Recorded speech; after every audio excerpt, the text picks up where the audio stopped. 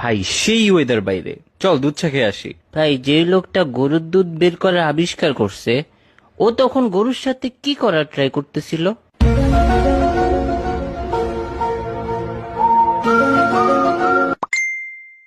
আবার আমার মাথা খাবি তুই? ভাই সবাই বের হ, মাসুদ মামার টঙে আয়। না ভাই, ওইখানে অনেক মশা। ধুর। ভাই, মশা আমাদের রক্ত খেয়ে তারপর ডিম পারে, তার মানে টেকনিক্যালি আমরা মশার বাপ। কি? আমি মশার বাপ? ভাই ওরে একটু থাপড়া কেউ।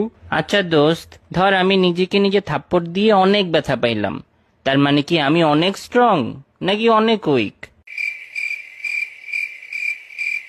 তুই ভাই যাই হস না কেন, অফ যা তো, ঘুমা গিয়া যা। ঘুমিয়ে স্বপ্ন দেখাটা মেনলি একটা ফ্রি মুভি দেখার মতো, যেটার অ্যাক্টর ডিরেক্টর সব আমি নিজেই। ভাই তোর মাথায় কি কোনো নর্মাল কথা আসে না কখনো? ওরে থেরাপিস্ট দেখাইতে হবে ভাই।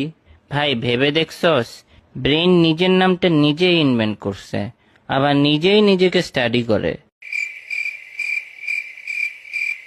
মেবি আল্লাহ তোর ব্রেনটা বানানোর সময় একটু বেশি এফোর্ট দিয়ে দিছে ভাই। তোর না পরীক্ষা, পড়তে বস গিয়া প্র্যাকটিস কর যা। ভাই কথায় আছে প্র্যাকটিস মেক্স এভরিওয়ান পারফেক্ট, আবার এটাও কথায় আছে নোবডি ইজ পারফেক্ট। তাহলে প্র্যাকটিস করে লাভটা কি?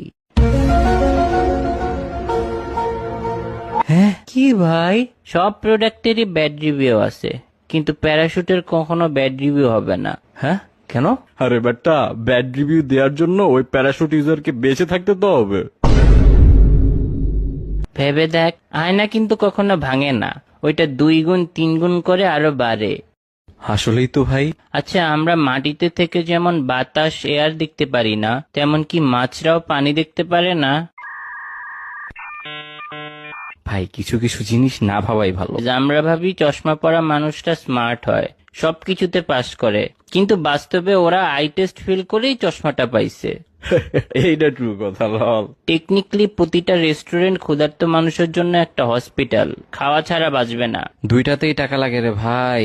পৃথিবীতে মানুষই একমাত্র প্রাণী যে টাকার বিনিময়ে বেঁচে থাকে।